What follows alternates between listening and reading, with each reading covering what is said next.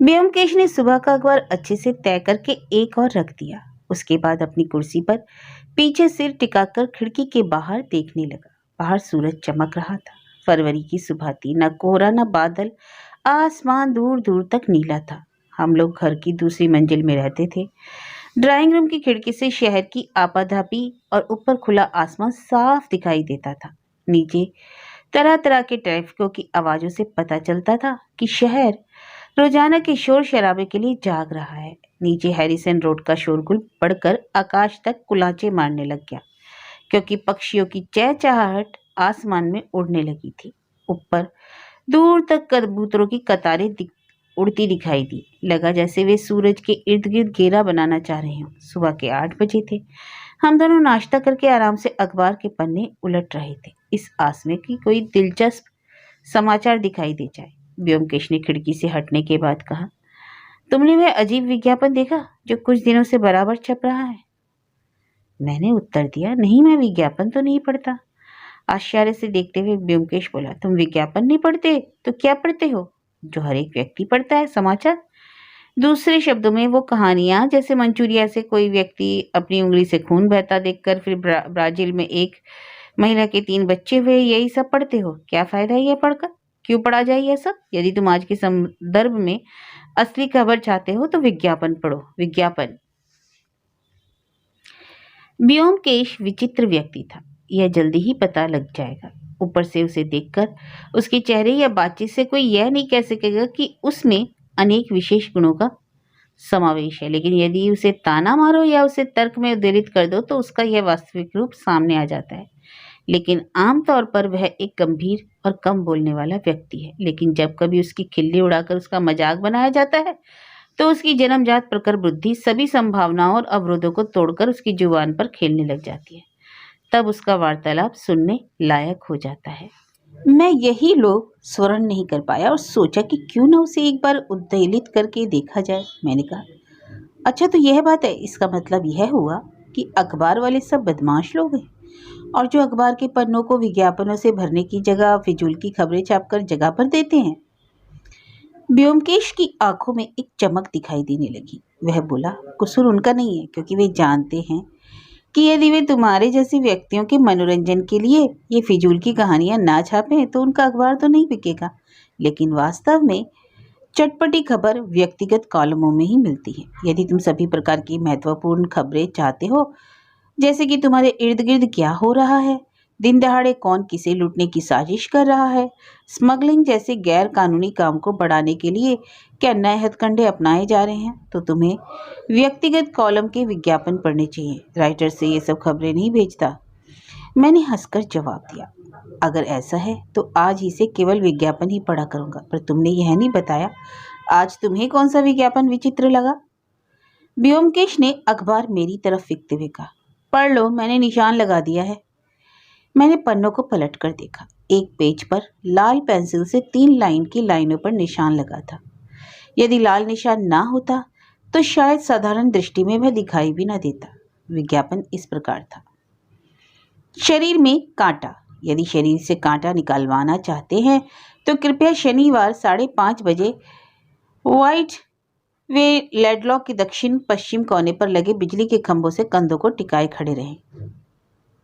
मैंने उस विज्ञापन को कई बार पढ़ा और जब मुझे उसका कोई सिर पैर नहीं मिला तो मैंने पूछा, आखिर वह कहना क्या चाहता है? उस चौराहे के लैंपपोस्ट से कंधा टिकाने पर क्या जादू से शरीर से कांटा निकल जाएगा?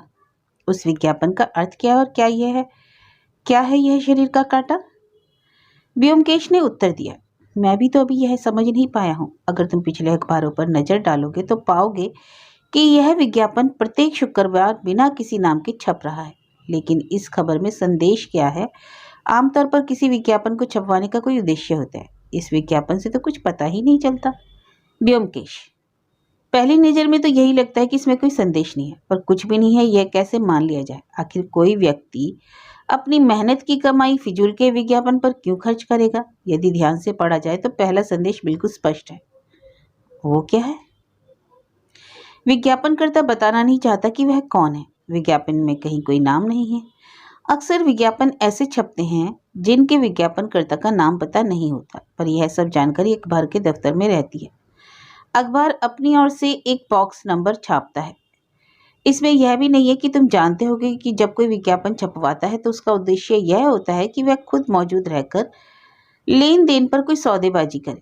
वह यह भी वही करना चाहता है, पर सौदेबाजी के लिए सामने नहीं आना चाहता। मैं ठीक ठीक समझ नहीं पाया। ठीक है, मैं समझाता हूँ, ध्यान से सुनो। विज्ञापन देने वाला व्यक्ति इस विज्ञापन के माध्यम से लोगों से यह कहना चाहता है कि हे भाई सुनो, यदि तुम में से कोई अपने शरीर का कांटा निकाल देना चाहता है तो अमुक जगह इतने बजे मिलो और इस मुद्रा में खड़े रहो ताकि मैं तुम्हें पहचान सकूं। अभी हम इसकी चर्चा ना करें कि आखिरकार यह शरीर में कांटा है क्या चीज। इस समय हम इतना ही सोच लें कि हम यदि उस कांटे को निकाल फेंकना चाहते हैं तो हमें क्या करना होगा। उस जगह उतने बजे वहां जाएं और लैंप पोस्ट से कंधा टिकाकर खड़े हो जाए। मान लो तुम उसी समय वहां पर जाकर इंतजार करते हो तो क्या होगा? क्या होगा? मुझे यह बताने की जरूरत नहीं है कि शनिवार की शाम को उस स्थान पर कितनी भीड़ हो जाती है। व्हाइटविल एडलो एक तरफ है और उसके दूसरी तरफ न्यू मार्केट है और चारों तरफ अनेक सिनेमा हॉल है। तुम वहां निर्धारित समय से लेकर आधा घंटे तक उक्त लैंप पोस्ट से टिककर खड़े रहते हो तो खंबे के आगे पीछे चलने वाली भीड़ के धक्के तुम्हें खाने पड़ेंगे। लेकिन इतने इंतजार के बाद भी जिस काम के लिए तुम वहां खड़े हो उसका कोई अता पता तक नहीं, और जादू से तो शरीर का कांटा निकल नहीं सकता। अंत में तुम निराश होकर सोचने लगते हो कि किसी ने तुम्हें क्या मूर्ख बनाया है। तब एकाएक तुम्हें अपनी पॉकेट में वह एक रुक्का मिलता है जो भीड़ में से किसी ने बड़ी सफाई से तुम्हारी पॉकेट में डाल दिया है। और फिर क्या? बीमार और दवा देने वाला आपस में मिलते नहीं और फिर भी इलाज का नुस्खा मिल जाता है। तुम्हारे और विज्ञापन दाता के बीच संपर्क कायम हो जाता है, लेकिन तुम्हें नहीं पता लगता कि वह कौन है और देखने में कैसा लगता है।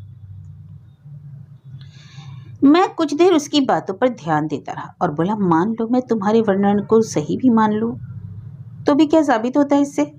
सिर्फ यह कि शरीर में कांटे का सरगना हर कीमत पर अपनी पहचान को छुपाए रखना चाहता है, और जो व्यक्ति अपनी पहचान उजागर करने में हिचकिचाता हो तो जाहिर है वह कोई सीधा साधा व्यक्ति तो हरगिज नहीं। मैंने अपना सिर हिलाकर कहा, यह केवल अनुमान है, इसका कोई सबूत नहीं है कि जो तुम कह रहे हो वह सही हो। ब्योमकेश उठ खड़ा हुआ और फर्श पर चहलकदमी करते हुए बोला, सुनो, सही अनुमान सबसे बड़ा सबूत होता है। जिसे तुम जांच पर आधारित सबूत कहते हो उसे यदि बारीकी से अध्ययन करो तो पाओगे कि वह अनुमानों के एक क्रम के अलावा कुछ नहीं है। परिस्थिति पर आधारित प्रमाण बौद्धिक अनुमान नहीं है तो क्या है? फिर भी इसके आधार पर कितने ही लोगों को आजन्म कैद की सजा हुई है।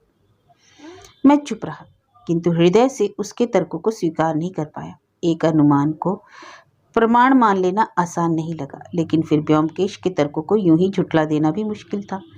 इसलिए मैंने निर्णय किया कि इस समय यही बेहतर होगा कि प्रतिक्रिया के रूप में मैं फिलहाल कुछ ना कहूं। मैं जानता था कि मेरी चुप्पी ब्योमकेश को उद्वेलित करेगी और जल्द ही वह कोई तर्क प्रस्तुत करेगा जिनको मैं किसी तरह भी अस्वीकार नहीं कर पाऊंगा। इसी बीच एक गोरैया उड़कर हमारी खिड़की के दरवाजे पर बैठ गई। उसकी चोंच में एक छोटी सी टहनी थी। उसने अपनी चमकती आंखों से उसे देखा। ब्योमकेश चलते चलते एकाएक रुक गया और गोरैया की ओर इशारा करके उसने पूछा, क्या तुम बता सकते हो कि यह चिड़िया क्या कहना चाह रही है? चौंक कर बोला, क्या कहना चाह रही है माने? मैं समझता हूँ कि वह अपना घोंसला बनाने के लिए जगह ढूंढ रही है, और क्या? क्या यह तुम निश्चयपूर्वक कह सकते हो, बिना किसी संदेह के? हाँ, बिना किसी संदेह के। ब्योमकेश दोनों बाजू को आपस में बांधकर खड़ा हो गया और हल्की मुस्कान से बोला, तुमने ऐसा कैसे सोच लिया? क्या प्रमाण है? प्रमाण? वह तो इसके मुंह में पेड़ की टहनी है। उसके मुंह में टहनी का क्या निश्चित रूप से यह बताती है कि वह घोंसला ही बनाना चाहती है? मैं समझ गया कि मैं ब्योमकेश के तर्कों के जाल में फंस गया हूँ। मैंने कहा, नहीं, लेकिन अनुमान, अब तुम लाइन पर आए तो क्या इतनी देर से मानने से इनकार करते रहे? नहीं, इनकार नहीं, लेकिन तुम्हारा कहना है कि जो अनुमान गौरैया के बारे में लगाया गया वह मनुष्य पर लागू होता है, क्यों नहीं? यदि तुम मुंह में टहनी दबाकर किसी की दीवार पर चढ़कर बैठ जाओ तो यह साबित हो जाएगा कि तुम घोंसला बनाना चाहते हो। नहीं, इससे तो यह साबित नहीं होता कि मैं बहुत ही ऊंचे दर्जे का उल्लू हूँ। इसके लिए क्या कोई सबूत चाहिए? ब्योमकेश हंसने लगा। उसने कहा, तुम मुझे किसी भी तरह नाराज नहीं कर सकते। तुम्हें यह मानना ही पड़ेगा कि भले ही जांच पर आधारित प्रमाण में भूल हो जाए, पर तर्क पर आधारित अनुमान गलत नहीं हो सकता। मैं भी अपनी जिद पर अड़ गया और बोला, मैं इस विज्ञापन को तुम्हारे तरह तरह के अनुमानों और अटकलों पर यकीन करने के लिए तैयार नहीं हूँ। ब्योमकेश, इससे तो यही साबित होता है कि तुम्हारा दिमाग इतना कमजोर है। जानते हो, आस्था को भी मजबूत इच्छा शक्ति की जरूरत पड़ती है। खैर, तुम्हारे जैसे लोगों के लिए जांच पर आधारित प्रमाण पत्र ही सर्वाधिक उपयोगी मार्ग है। कल है शनिवार, शाम को हमारे पास कोई काम नहीं। मैं कल दिखा दूंगा कि मेरा अनुमान सही है। क्या करोगे?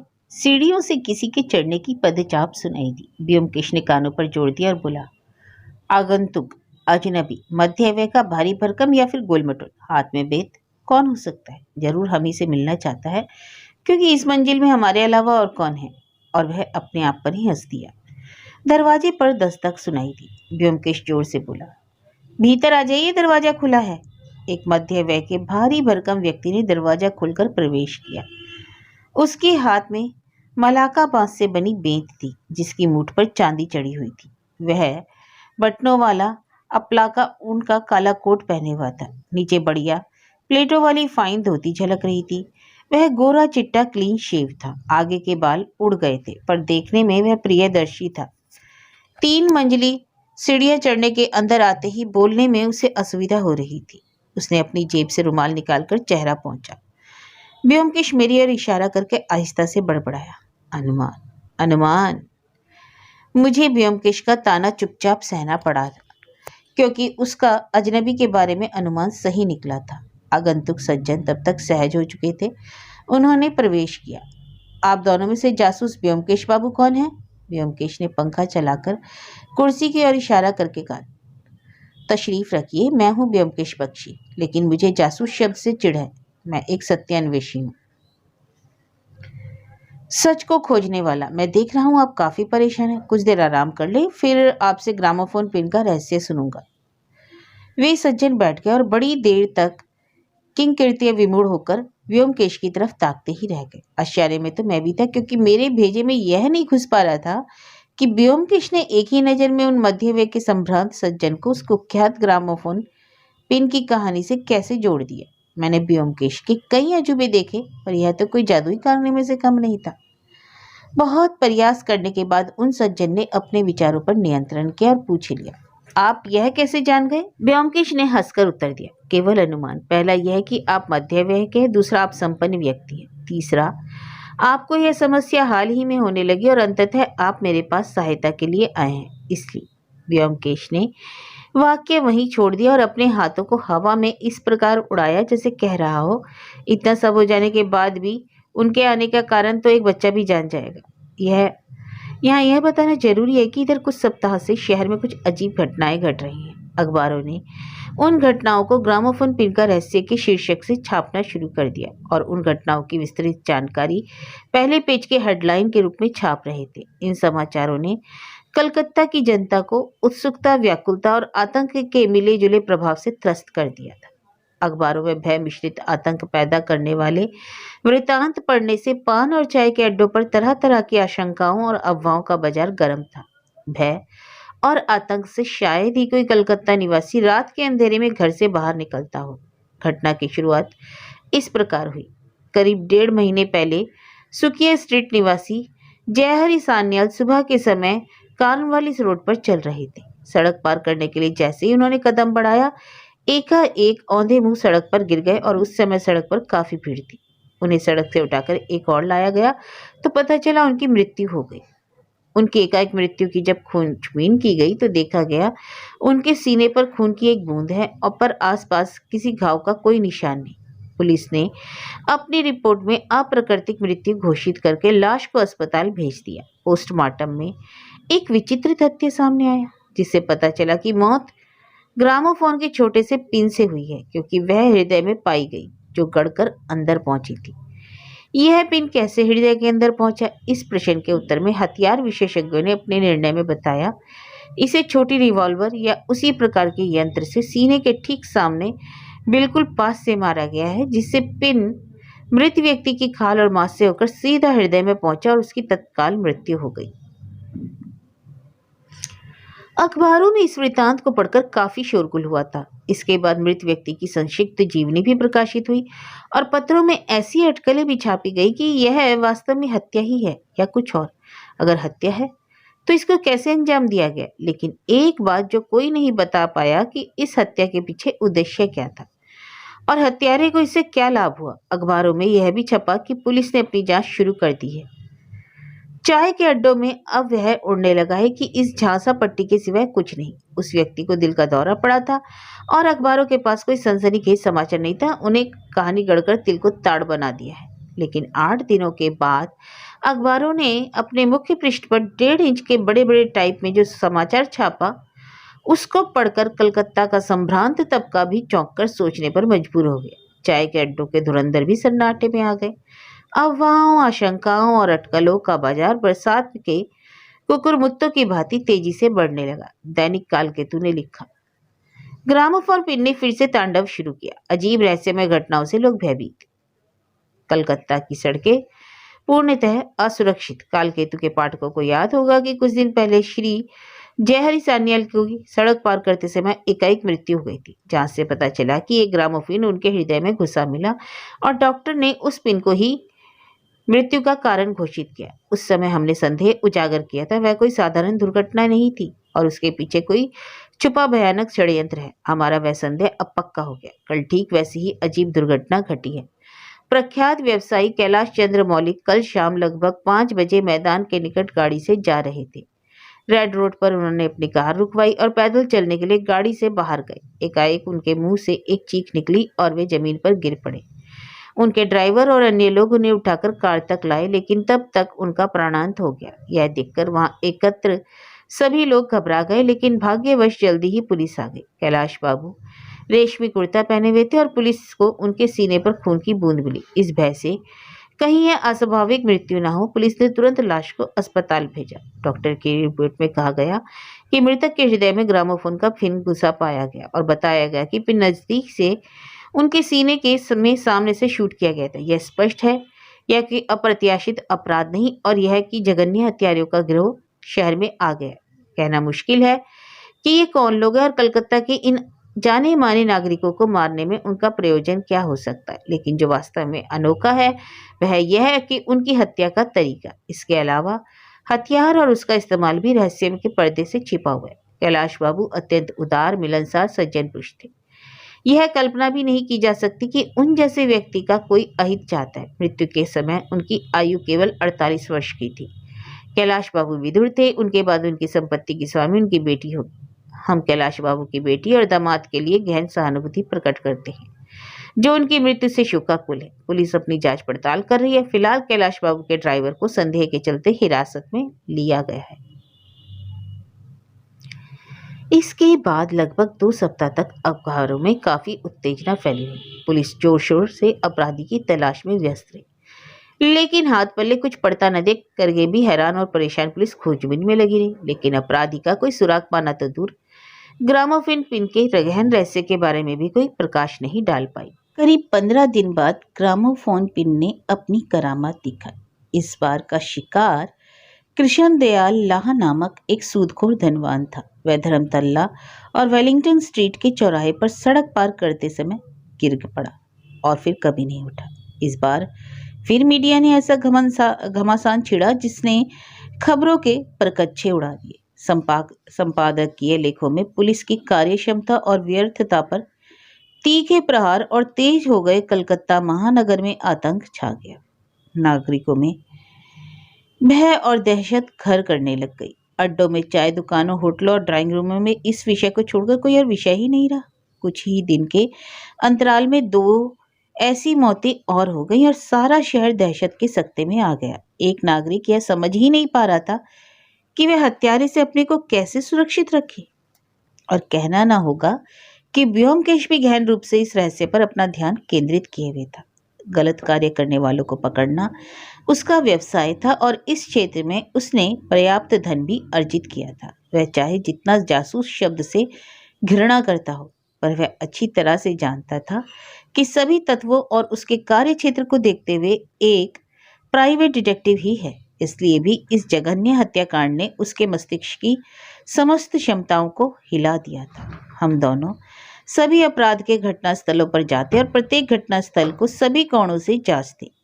मैं कह नहीं सकता कि ब्योमकेश को इस जांच पड़ताल में कोई नया सुराग मिला या नहीं, और यदि मिला भी हो तो उसने मुझसे इस बारे में कोई चर्चा नहीं की।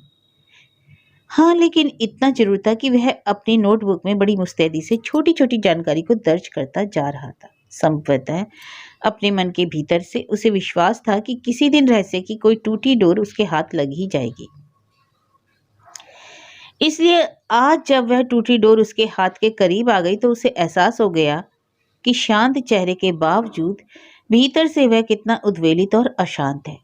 वे सज्जन कहने लगे, मैं आया था क्योंकि मैंने आपके बारे में सुना था और अब देख रहा हूं कि सब गलत नहीं है। आश्चर्यजनक दक्षता जो आपने अभी दिखाई, मुझे देखकर यह लगता है कि आप ही हैं जो मुझे बचा सकते हैं। पुलिस कुछ भी नहीं कर पाएगी, इसलिए मैं उसके पास गया ही नहीं। जरा देखिए तो, कम से कम 5 हत्याएं दिन दहाड़े उसकी नाक के नीचे हो गई। क्या वे कुछ कर पाए?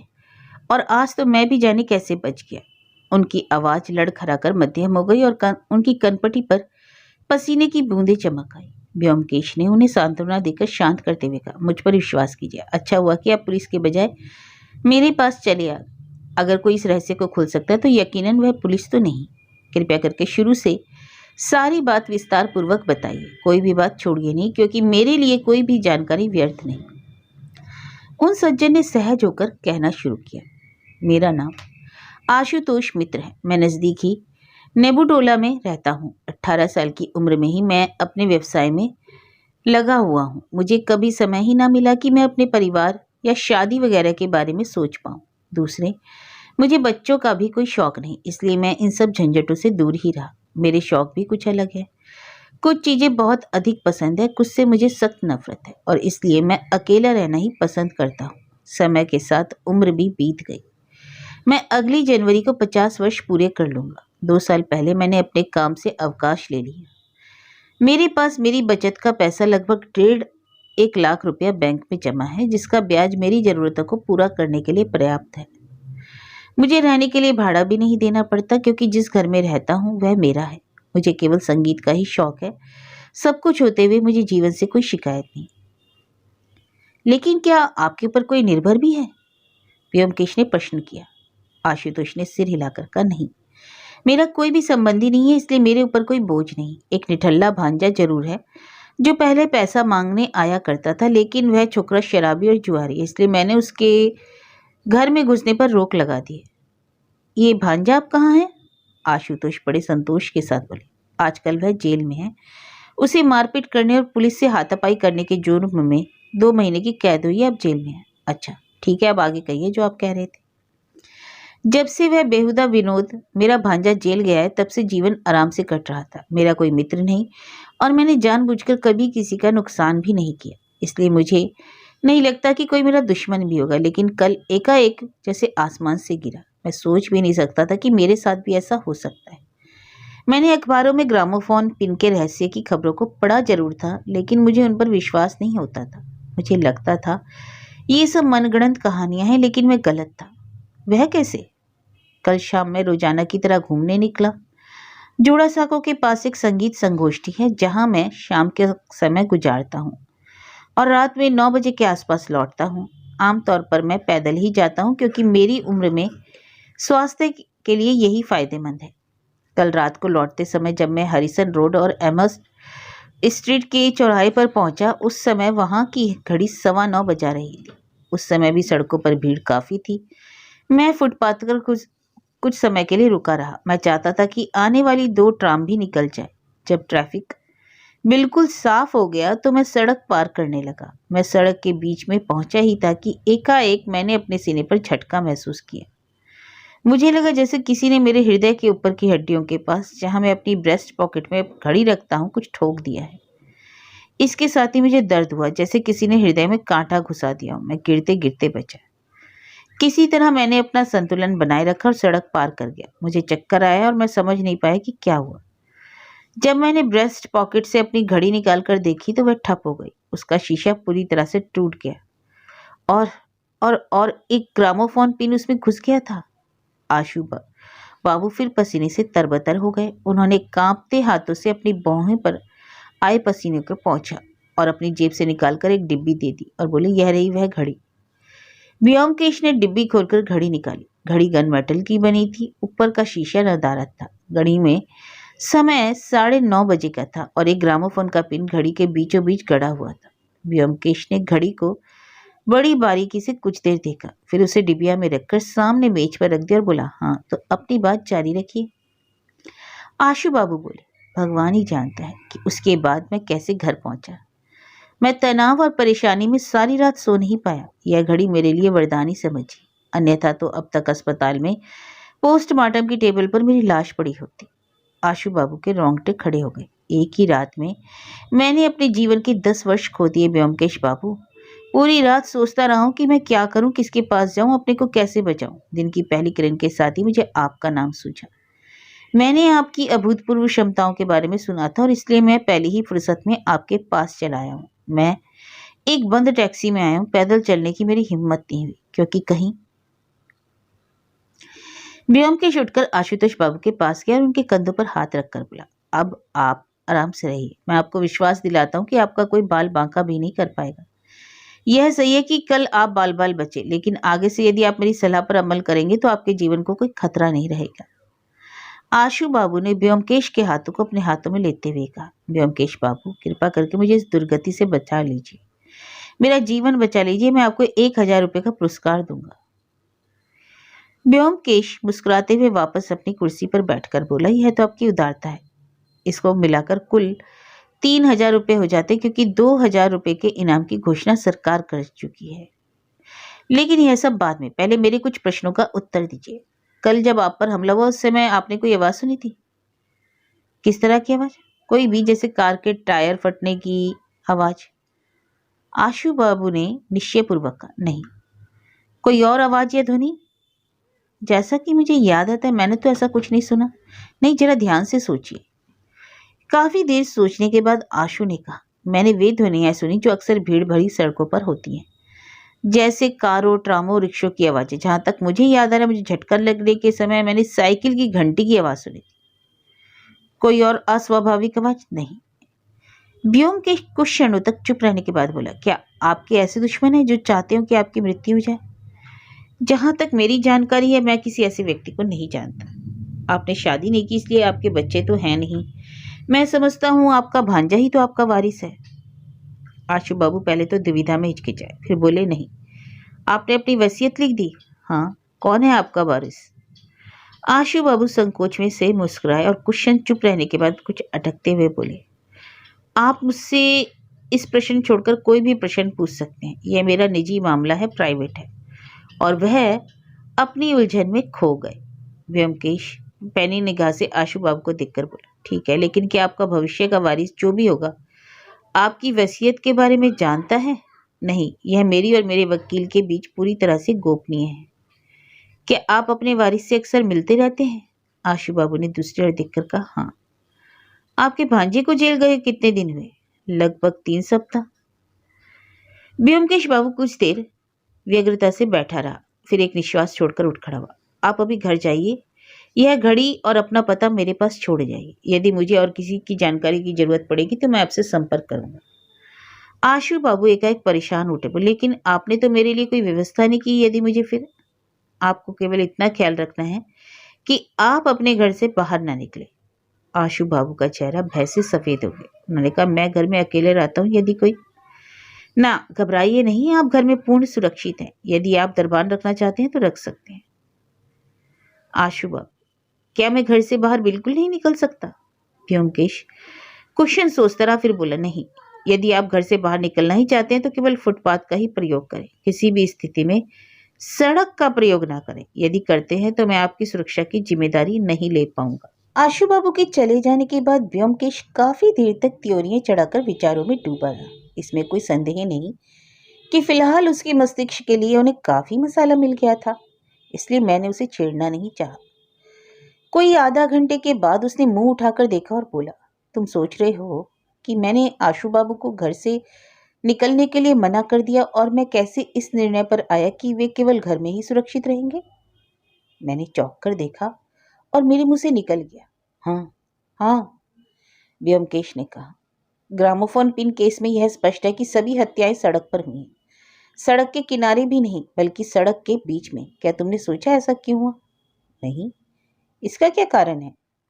दो कारण हो सकते हैं। पहला कि सड़क पर मारने से इल्जाम से बच जाना आसान हो सकता है, हालांकि यह ज्यादा मुमकिन नहीं लगता। और दूसरा, हत्या का हथियार भी ऐसा है जिसका केवल प्रयोग सड़क पर ही संभव हो। यह किस तरह का हथियार हो सकता है? मैंने उत्सुकता से पूछा। व्योमकेश बोला, अगर यही पता लग जाए तो ग्रामोफोन पिन का रहस्य नहीं खुल जाए। मेरे मस्तिष्क में एक विचार रह रहकर उठ रहा था। मैंने कहा, क्या कोई व्यक्ति ऐसा रिवॉल्वर रख सकता है जिसमें गोली के स्थान पर ग्रामोफोन पिन का इस्तेमाल हो सके? व्योमकेश ने मेरी बात की हाँ में हाँ मिलाते हुए कहा, आइडिया मार्के का है, लेकिन इसमें कुछ संदेह दिखाई दे रहा है। कोई व्यक्ति जो बंदूक और पिस्तौल इस्तेमाल करना चाहता है, वह क्यों चाहेगा? तर्क के अनुसार वह एकांत ही तो खोजेगा। दूसरे, बंदूक तो छोड़ो, पिस्तौल के शॉट का धमाका भी भीड़ के कोलाहल में छुप नहीं सकता। फिर गन पाउडर की महक भी रह जाती है। कहते हैं ना कि एक धमाका दूसरे को छुपा सकता है, लेकिन महक कैसे छिपेगी? मैंने कहा, संभव है वह एयरगन हो। वाह, क्या बेहतरीन आइडिया है। व्योमकेश जोर से हंसा। कंधे पर एयरगन लटकाकर हत्या करने जाना, लेकिन क्या यह व्यवहारिक है? नहीं मेरे प्यारे मित्र, इतना आसान नहीं। यह सोचने की बात यह है कि जो भी हथियार होगा वह धमाका करेगा ही। तब कैसे उस धमाके को छुपाया जा सकता है? मैंने कहा, तुम अभी अभी क्या कह रहे थे, एक धमाका दूसरे को छुपा सकता है? एक झटके से व्योमकेश खड़ा हो गया और मुझे बड़ी बड़ी आंखों से घूरने लगा, बड़बड़ाने लगा। हाँ हाँ, यही सही है, बिल्कुल सही है। हैं? मैं चौंक उठा। क्या बात है? व्योमकेश ने सिर हिलाते हुए कहा, कुछ नहीं। मैं जितना ग्रामोफोन पिन रहस्य के बारे में सोचता हूँ, इतना ही मुझे लगता है जैसे सारी हत्याएं एक दूसरे से जुड़ी हुई हैं। एक विशेष प्रकार की समानता सभी हत्याओं में दिखाई दे रही है, हालांकि ऊपर से कुछ ऐसा नहीं लगता। वह कैसे? व्योमकेश ने उंगली पर चिन्ह लगाते हुए कहा, शुरू करे तो सभी शिकार मध्य वर्ग के व्यक्ति थे। आशु बाबू जो घड़ी के कारण बच गए, वे भी मध्य आयु के हैं। दूसरे सभी खाते पीते संपन्न व्यक्ति हैं। कुछ दूसरों से अधिक धनी हो सकते हैं, किंतु निर्धन कोई नहीं था। प्रत्येक व्यक्ति की हत्या सड़क के बीचों बीच हुई, सैकड़ों की भीड़ में। और अंत में महत्वपूर्ण तथ्य यह है कि सभी संतानहीन थे। मैंने कहा, तो तुम्हारा अनुमान यह है? मैंने भी तो कोई अनुमान ही नहीं लगाया। व्योमकेश बोला, यह सब बातें मेरे अनुमान के केवल आधार हैं। तुम इन्हें संभावना भी कह सकते हो, लेकिन केवल इन संभावनाओं से हत्यारों को पकड़ना। मैंने कहा। व्योमकेश ने टोक दिया, हत्यारे नहीं अजीत, हत्यारा। बहुवचन का प्रयोग केवल प्रतिष्ठा जोड़ने के लिए है, वास्तव में व्यर्थ है। अखबार वाले भले ही हल्ला मचा रहे हैं कि इनके पीछे हत्यारों का गिरोह है, लेकिन उस गिरोह में एक ही व्यक्ति है जो इस मानवीय हत्याओं का पोषक, गुरु और हत्यारा है। सभी हत्याओं के पीछे केवल एक ही व्यक्ति है। मैं अपने संदेह को रोक नहीं पाया। तुम यह सब इतने विश्वास से कैसे कह सकते हो? क्या तुम्हारे पास कोई सबूत है? व्योमकेश ने उत्तर दिया, सबूत तो अनेक है, लेकिन फिलहाल एक ही पर्याप्त है। क्या यह संभव है कि सभी लोग इतने अद्भुत दक्षता से एक ही जगह पर दागे गए हथियार से मारे जाएं? प्रत्येक बार पिन हृदय के बीच में ही घुसा, रंच मात्र भी इधर ना उधर। आशु बाबू का केस ही ले लो, यदि घड़ी ना होती तो वह पिन कहाँ लगता? तुम्हारी नजर में कितने लोग हो सकते हैं जो इतनी दक्षता से कार्य कर पाएंगे, जिनका निशाना इतना अचूक होगा? यह तो उस तरह से हो गया ना, जैसे पानी में लकड़ी की मछली की छाया को देखकर घूमते पहिए के बीच मछली की आंख में तीर मारना। मैं समझता हूँ तुम्हें द्रौपदी के स्वयंवर की कथा याद होगी। जरा सोचो सोचो, वह कार्य तो केवल अर्जुन ही न कर पाया था। महाभारत काल में भी इतनी अचूक दक्षता का श्रेय केवल एक ही व्यक्ति को मिला था। व्योमकेश उठा और हंसता हुआ चला गया। ड्राइंग रूम के बगल वाला कमरा व्योमकेश का निजी कमरा था, जिसमें वह हर समय मुझे भी आने नहीं देता था। वास्तव में यह उसकी लाइब्रेरी, प्रयोगशाला, संग्रहालय और ड्रेसिंग रूम था। उसने आशु बाबू की घड़ी उठाकर अपने कमरे की ओर जाते हुए कहा, लंच के बाद इस केस पर मस्तिष्क लगाने के लिए पर्याप्त समय होगा। अब समय है नहाने का। व्योमकेश दोपहर में 3:30 के आसपास बाहर चला गया। मुझे नहीं मालूम कहाँ और क्यों गया, और वापस आया तब तक अंधेरा हो चुका था। मैं उसके इंतजार में बैठा था। चाय का समय बीता जा रहा था। जैसे ही वह आया, पुतीराम नाश्ता ले आया। हम लोगों ने पूर्ण शांति से नाश्ता किया। हम लोगों की शाम को साथ साथ चाय पीने की आदत थी। व्योमकेश ने कुर्सी पर कमर टिकाते हुए चुरुट चलाकर पहली बार मौन तोड़ा। तुम्हें आशु बाबू कैसे व्यक्ति लगे? मुझे प्रश्न कुछ अटपटा लगा। मैंने पूछा, ऐसा क्यों पूछते हो? मैं समझता हूँ वे सज्जन पुरुष काफी सहज और मिलनसार व्यक्ति हैं। व्योमकेश ने कहा, अरे उनका नैतिक चरित्र। मैंने उत्तर दिया, जिस प्रकार अपने उस शराबी भांजे के बारे में उनकी नफरत देखी, मैं तो कहूंगा कि वे सीधे तथा सच्चे इंसान हैं। फिर उनकी उम्र भी हो गई है, उन्होंने विवाह भी नहीं किया। संभव है जवानी में उन्होंने कुछ प्यार व्यार की हरकतें की हों, लेकिन उन सब के लिए उनकी अब अवस्था तो नहीं। व्योमकेश हंस पड़ा। उनकी अवस्था ना भी हो तो क्या उन बातों ने उन पर कोई रोक लगाई है? जोड़ा साको के जिस घर में आशु बाबू रोज शाम को संगीत सुनने जाते हैं, वह एक स्त्री का घर है। दरअसल यह कहना कि वह उस स्त्री का घर है गलत है, क्योंकि आशु बाबू उसका भाड़ा भरते हैं। उस घर को संगीत संगोष्ठी स्कूल कहना भी शायद गलत होगा, क्योंकि संगोष्ठी बनाने के लिए कम से कम 2 व्यक्तियों की दरकार होती है। यहाँ तो केवल एक ही है। क्या बात कर रहे हो? तो बुढ़ऊ काफी रंगीन तबीयत के हैं। वाह! और भी हैं। आशु बाबू उस स्त्री की पिछले 12-13 वर्षों से देखभाल कर रहे हैं, इसलिए उनकी वफादारी पर शक नहीं किया जा सकता। और जाहिर है कि बदले में उन्हें भी वही वफादारी मिली, क्योंकि और किसी संगीत का शौकीन को घर में घुसने की इजाजत नहीं। दरवाजे पर सख्त पहरा है। मैं उत्सुकता से भर गया था। तो क्या वास्तव में तुम संगीत प्रेमी बनकर उस घर में गए थे? क्या देख पाए उस स्त्री को? कैसी थी देखने में? व्योमकेश बोला, मैं एक झलक ही देख पाया, लेकिन मैं नहीं चाहता कि मैं उसके रूप का वर्णन करके तुम्हारे जैसे कुंवारे दोस्त की अनमोल रातों की नींदें उड़ा दूं। एक ही शब्द कहूंगा, लाजवाब। उसकी आयु संभवतः 27-28 वर्ष की होगी। जो भी हो, मैं आशु बाबू की पसंद का कायल हो गया हूं। मैंने हंसकर कहा, मुझे यह भी लग रहा था कि तुम्हें एकाएक आशु बाबू के निजी जीवन में इतनी दिलचस्पी क्यों हो गई है? व्योमकेश बोला, अनियंत्रित उत्सुकता मेरी कमियों में से एक है। दूसरे, आशु बाबू का वारिस मुझे परेशान किए हुए था। तो ये है आशु बाबू की वारिस? यह भी मेरा एक अनुमान है। मैंने वहां एक और व्यक्ति को देखा, जिसकी आयु 35 के लगभग होगी। देखने में काफी तड़क भड़क वाला लगा। वह दरबान के पास तेजी से आया और उसके हाथ में एक पत्र देकर गायब हो गया। जो भी हो, विषय चाहे जितना भी मजेदार हो, पर इस समय हमारे लिए इतना उपयोगी नहीं। व्योमकेश उठकर फर्श पर चक्कर लगाने लगा। मैं समझ गया कि व्योमकेश नहीं चाहता कि आशु बाबू के निजी जीवन की ये घटनाएं आशु बाबू को सुरक्षा प्रदान करने के उसके प्रयासों में आड़े ना आ जाए। मैं भी जानता था कि मानवीय मस्तिष्क कई बार ऐसी स्थितियों में अनजाने से केंद्र बिंदु से भटक जाता है। इसलिए मैंने भी विषय बदलते हुए कहा, क्या तुम्हें घड़ी की जांच करके कुछ मिला?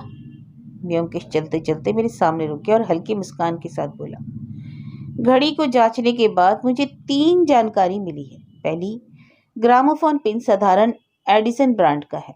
दूसरी, उसका भार ठीक 2 ग्राम है। और तीसरी, घड़ी अब ठीक नहीं हो सकती, उसकी मरम्मत संभव ही नहीं है। मैंने कहा, इसका मतलब है कि तुम्हें कोई उपयोगी जानकारी हाथ नहीं लगी? व्योमकेश ने चेयर खींचकर बैठते हुए कहा, लेकिन मैं तुम्हारी बात से सहमत नहीं, क्योंकि इससे मुझे यह पता चला कि जिस समय यह पिन मृतक के हृदय में दागा गया, उस समय मृतक और हत्यारे की दूरी 7-8 फीट से ज्यादा नहीं हो सकती। एक ग्रामोफोन पिन इतना हल्का होता है कि इससे अधिक दूरी से दागा जाए तो अपने निशाने पर नहीं लग सकता। और तुम जानते ही हो कि हत्यारे का निशाना इतना अचूक रहा है। प्रत्येक बार हत्यारे ने अपना काम बखूबी पूरा किया।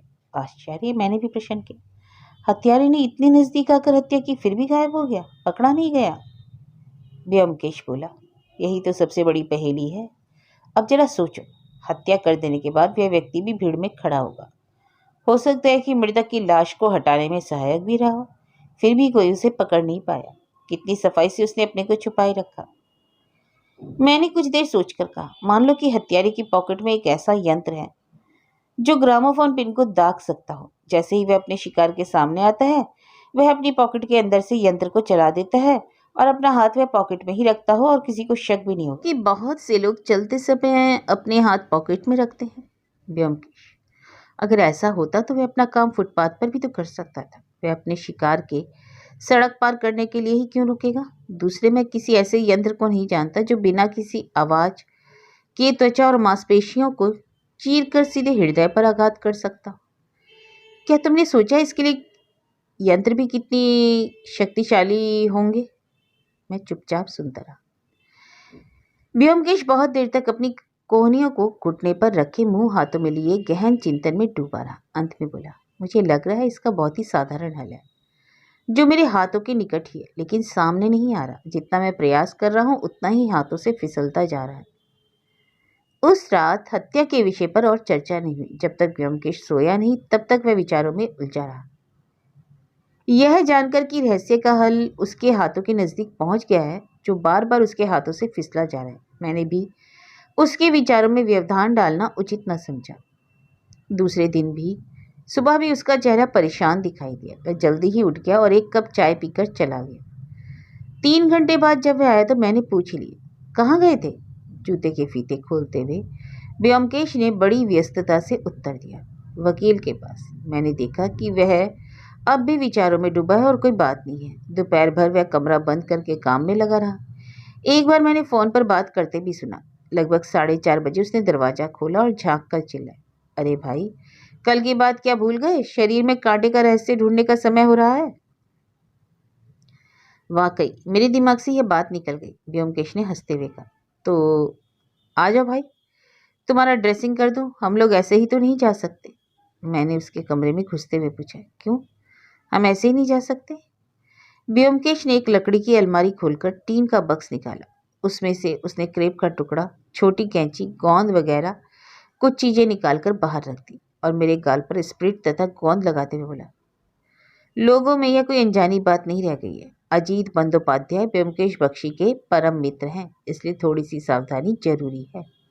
और लगभग 1.25 घंटे तक व्योमकेश काम करता रहा। जब उसने अपना काम कर लिया तो मैंने शीशे में जाकर देखा तो चौंक कर मेरे मुंह से निकल गया, अरे बाबा, अजीत ने मूछ या फ्रेंच कट दाढ़ी कभी नहीं रखी। जो व्यक्ति शीशे में दिख रहा था उसकी आयु करीब 10 वर्ष अधिक होगी। गालों पर कुछ झाइयाँ थी और रंग भी कुछ दबा हो। मैंने किंचित भय से पूछा, यदि पुलिस ने पकड़ लिया? व्योमकेश ने बड़े धैर्य से बोला, डरो नहीं, काबिल से काबिल पुलिस वाला भी तुम्हें पहचान नहीं पाएगा कि तुमने भेष बदला है। यदि तुम्हें विश्वास ना हो तो नीचे सड़क पर जाओ और अपनी जान पहचान के किसी भी व्यक्ति से पूछो, अजीत बाबू कहाँ रहते हैं। मेरा आतंक और भी बढ़ गया। मैंने कहा, नहीं नहीं भाई, इसकी जरूरत नहीं, मैं जैसा हूँ वैसे ही जाऊँगा। मैं जब चलने को तैयार हो गया तो व्योमकेश बोला, तुम्हें मालूम भी है तुम्हें क्या करना है? बस लौटते समय सावधान रहना, हो सकता है तुम्हारा पीछा किया जाए। क्या इसकी भी आशंका है? आशंका को निर्मूल तो नहीं किया जा सकता। मैं घर पर ही हूँ, प्रयास करना कि काम पूरा करके जल्दी से जल्दी लौट सको। घर से बाहर निकलकर पहले तो मैं घबराता रहा, लेकिन जब मैंने देखा कि मेरे बदले भेष से कोई भी आकर्षित नहीं हो रहा है तो मैं सहज हो गया और मेरा आत्मविश्वास भी लौट आया। सड़क के कोने में पान की दुकान से मैंने पान खाया। पान वाला पश्चिम का है और मुझे देखकर हमेशा अभिवादन करके पान बना देता है। मैंने उसकी दुकान पर जाकर पान मांगा। उसने पान बनाकर मुझे दे दिया। मेरे पैसे देने पर उसने एक सरसरी निगाह से देखा और पैसे भी ले लिए। 5 बज गए थे और अधिक समय अब नहीं बचा था। मैं ट्राम पकड़कर एस्प्लेनेड में उतरा और निर्धारित स्थल की तरफ बढ़ने लगा।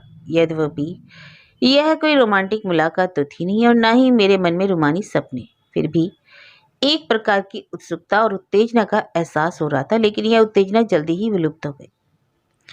भीड़ के रेले में खंबे की तरह एक ही स्थल पर जमे रहना कोई मामूली काम तो था नहीं। अब तक ना जाने कितने लोगों की कोहनी और घुटने टकरा चुके थे और मैं कुछ भी नहीं कर पा रहा था। लैंप पोस्ट पर टिककर यूं ही खड़े रहने पर एक और भी डर पैदा हो गया, क्योंकि सड़क के उस पार क्रॉसिंग पर खड़ा सर्जेंट कई बार मुझे घूर चुका था। अगर वह मेरे पास आए और पूछे कि मैं यहाँ क्या कर रहा हूँ तो उसकी नज़रों से बचने के लिए मेरे सामने व्हाइटवे लैडलॉज के सजावटी शोरूमों पर अपनी दृष्टि गड़ा दी, जैसे कि मैं उनमें रखी सुंदर वस्तुओं को निहार रहा हूं। मैंने सोचा कि पॉकेटमार समझकर पकड़ा जाऊं, इससे तो बेहतर है कि शहर देखने आया एक मूर्ख और गवार बनकर ही खड़ा रहूं।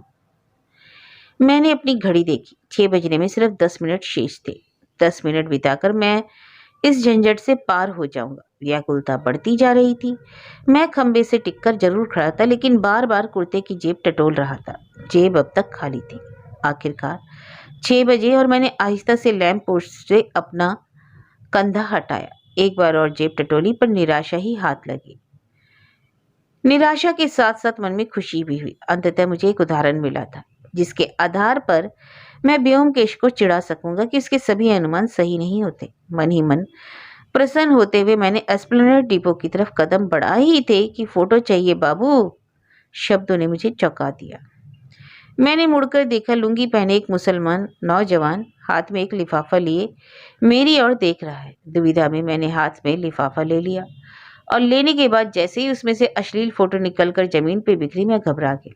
मैं जानता था कि कलकत्ता की सड़कों पर यह धंधा चलता है। मैंने अपने हाथ को उसकी ओर बढ़ाते हुए घृणा से इनकार कर दिया, लेकिन इससे पूर्व ही वह आदमी गायब हो गया। मैंने दाएं बाएं चारों ओर देखा पर वह लुंगी वाला युवक कहीं दिखाई नहीं दिया। मैं हैरानी से खड़ा हुआ था, समझ में नहीं आ रहा था कि क्या करूं। एकाएक एक दबी हुई स्थिर आवाज ने मेरे विचारों को भंग कर दिया। मेरे बगल में एक उम्र वाला अंग्रेज व्यक्ति खड़ा था। मुझे ना देखकर वह सामने की ओर देख रहा था और शुद्ध बंगला में एक जानी पहचानी आवाज में बोल रहा था, मैं देख रहा हूं तुम्हें पत्र मिल गया, इसलिए अब घर जाओ। सीधे नहीं बल्कि घूम कर जाओ। ट्राम से पहले बहू बाजार जाओ, वहां उतरकर हावड़ा क्रॉसिंग तक बस लो, फिर टैक्सी से घर। इतने में हमारे सामने सर्कुलर रोड जाने वाली ट्राम आकर रुकी और वह व्यक्ति उछलकर उसमें चढ़ गया।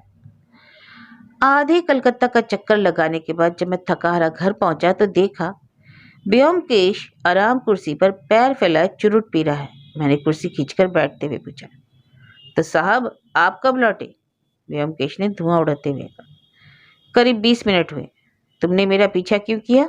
मैंने कहा, इसलिए कि मैं कुछ ही मिनटों के लिए चूक गया था। जब तुम लैंप पोस्ट पर कंधा टिकाकर खड़े थे उस समय मैं लैडलॉ के अंदर रेशमी मोजे देख रहा था और कांच की पारदर्शी दीवारों से तुम पर नजर रखे था। उस समय शरीर में कांटे का सरगना तुम्हें देखकर हिम्मत बंधा रहा था। उसका भी कारण था, क्योंकि तुम हड़बड़ी में बार बार पॉकेट देख रहे थे, इसलिए वह रुककर चांस ले रहा था। मुझे स्टोर से बाहर आने में कुछ मिनट ही लगे थे होंगे, लेकिन तब तक तुम वहां से हट गए और पत्रवाहक को तुम्हें लिफाफा देने का पर्याप्त समय मिल गया। जब तुम कुछ दूरी पर मुझे मिले तो तुम हाथ में लिफाफा लिए भौचक खड़े हुए थे। वह लिफाफा कैसे मिला? जब मैंने लिफाफा पाने का वृतांत सुनाया तो ब्योमकेश ने पूछा, तुमने ठीक से उस आदमी को देखा? क्या तुम्हें उसका चेहरा याद कर सकते हो? मैंने कुछ देर सोचकर कहा, नहीं, बस इतना ही याद है कि उसके नाक के पास एक बड़ा मस्सा था। निराश होकर ब्योमकेश सिर हिलाते हुए बोला, वह तो जाली था, असल नहीं, ठीक वैसे जैसे तुम्हारी दाढ़ी और मुझे। खैर जो भी हो, लाओ देखो तो सही वह पत्र क्या है। तुम तब तक यह मेकअप उतार आओ। जब मैं अपना भेष उतारकर वापस आया तो देखा ब्योमकेश का व्यवहार एकदम बदल गया है। वह उत्तेजना में दोनों हाथ पीछे किए हुए तेज कदमों से चहलकदमी कर रहा है। उसके चेहरे पर एक चमक थी। मेरा हृदय उम्मीद से धड़कने लगा। मैंने उत्सुकता से पूछा, क्या है उस पत्र में? क्या तुमने कुछ पा लिया? एक नियंत्रित उल्लास से ब्योमकेश ने मेरी पीठ ठोकते हुए कहा, अजीत एक बात बताओ, क्या तुमने हावड़ा ब्रिज को तब देखा है जब वह जहाज के आने पर खुलता है? मेरा मस्तिष्क भी ठीक वैसा है। दो छोर दो तरफ से आकर मिलते हैं, लेकिन एक छोटा संकरा भाग खाली रह जाता है, छोटे से पुल के लिए। आज वह भाग भर गया। यह कैसे हुआ? आखिर उस पत्र में क्या है? ब्योमकेश ने कागज मेरे हाथों में पकड़ा दिया। मैंने तब भी देखा कि लिफाफे में उन अश्लील चित्रों के अलावा भी एक कागज है, लेकिन मैं पढ़ नहीं पाया था। अब पढ़ रहा हूँ। बड़े अक्षरों में स्पष्ट रूप से लिखा गया था, तुम्हारे शरीर का कांटा कौन है, उसका नाम और पता क्या है। तुम जो चाहते हो उसे एक कागज पर स्पष्ट अक्षरों में लिख दो, कुछ भी न छिपाओ। अपना नाम लिखने की जरूरत नहीं। कागज को लिफाफे में सील बंद करके रविवार 10 मार्च की आधी रात को खिदिरपुर रेसकोर्स पहुंचो और रेसकोर्स से सटी सड़क पर पश्चिम की ओर चलना शुरू करो। तुम्हें दूसरी ओर से एक साइकिल सवार आता दिखाई देगा। तुम्हारी पहचान के लिए उसने धूप का चश्मा पहना होगा। जैसे ही तुम उसे देखो अपने हाथ में लिफाफे को दिखाते हुए आगे बढ़ते जाओ। वह साइकिल सवार तुम्हारे हाथ से लिफाफा ले लेगा और फिर समय आने पर तुमसे संपर्क किया जाएगा। कृपया अकेले और पैदल चलकर ही आओ। यदि तुम्हारे साथ किसी और को देखा गया तो हमारा मिलन रद्द कर दिया जाएगा। सावधानी से मैंने उसे 2-3 बार पढ़ा। इसमें संदेह नहीं कि यह सब बहुत ही विचित्र और रोमांचक भी था, इसलिए मैंने पूछ लिया, लेकिन यह तो बताओ कि आखिर यह सब क्या है? मेरा मतलब मुझे कुछ दिखाई नहीं। तुम्हें तो कुछ भी नहीं दिखाई देता। हाँ, इतना तो है कि जो कुछ तुमने कल भविष्यवाणी की थी वह सब कुछ सच निकली। यह भी दिखाई देता है कि उस व्यक्ति को अपनी पहचान छिपाने में उसकी कोई मंशा रही होगी। लेकिन इसके बाद क्या है? अब सूरदास जी को कैसे दिखाया जाए? जो स्पष्ट दिखाई दे रहा है वह तुम्हें दिखाई नहीं दे रहा।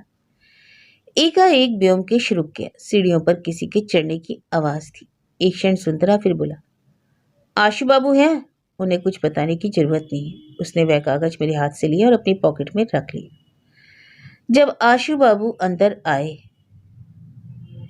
तब उनकी शक्ल देखने लायक थी। मैं सोच भी नहीं सकता था कि एक ही दिन में उनका चेहरा यूं बदल जाएगा। उनके कपड़े अस्त व्यस्त थे, बाल उलझे हुए, गालों में गड्ढे दिखाई दे रहे थे, आंखों के चारों ओर काले स्याह गोले। ऐसा प्रतीत होता था कि किसी गहरे आघात से उन्हें सिर से पांव तक हिला दिया। कल जब वे लगभग मौत से बचकर आए थे तब भी मैंने उनको इतना हैरान परेशान नहीं देखा था। उन्होंने अपने आप को सामने की कुर्सी पर लगभग फेंकते हुए कहा, बुरी खबर है ब्योमकेश बाबू, मेरे वकील विलास मलिक लापता हो गए हैं। सहानुभूति दिखाते हुए गंभीर स्वर में ब्योमकेश बोला, मुझे मालूम था।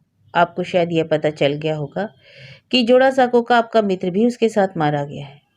आशु बाबू अवाक होकर उसे देखते रह गए। कुछ क्षण बाद बोले, तुम्हें कैसे मालूम है सब कुछ? सब कुछ? ब्योमकेश शांत स्वर में बोला, सब कुछ। मैं कल जोड़ा साको गया था। वहां मैंने विलास मलिक को भी देखा। काफी दिनों से विलास बाबू और उस घर में रहने वाली महिला आपके विरुद्ध साजिश में लगी हुई थी, और जाहिर है कि आपको इसकी जानकारी नहीं थी। आपकी वसीयत लिखने के बाद विलास बाबू आपके वारिस से मिलने गए थे। आरंभ में तो शायद यह उनकी केवल उत्सुकता रही हो, पर बाद में आप समझ ही सकते हैं, वे दोनों इन तमाम वर्षों में सही अवसर की प्रतीक्षा कर रहे थे। आशु बाबू, आपको हिम्मत नहीं हारनी चाहिए। अब आप बहुत अच्छे हैं। एक दगाबाज औरत और धोखेबाज वकील के चंगुल से बिल्कुल स्वतंत्र हो गए हैं। आपके जीवन को अब कोई खतरा नहीं। अब आप सड़क के बीचों बीच निर्भय होकर चल सकते हैं। मतलब? आशु बाबू ने चिंतित निगाहों से ब्योमकेश को देखा और पूछा, मतलब स्पष्ट है। जिस संशय से आप घिरे रहते थे और बताने की हिम्मत नहीं जुटा पाते थे, वह एक सच्चाई थी। उन दोनों ने आपकी हत्या का षड्यंत्र रचा था, लेकिन अपने हाथों से नहीं। इस शहर में एक आदमी रहता है, कोई नहीं जानता कि वह कौन है या कैसा लगता है, लेकिन उसके जालिम हथियार ने अब तक बड़ी खामोशी से 5 सीधे साधे मासूम लोगों का इस पृथ्वी से सफाया कर दिया। यदि आपका भाग्य साथ ना देता तो आप भी उन्हीं के कदमों पर चलकर अपनी जान खो देते। कई मिनटों तक आशु बाबू अपने हाथों में मुंह छिपाए बैठे रहे।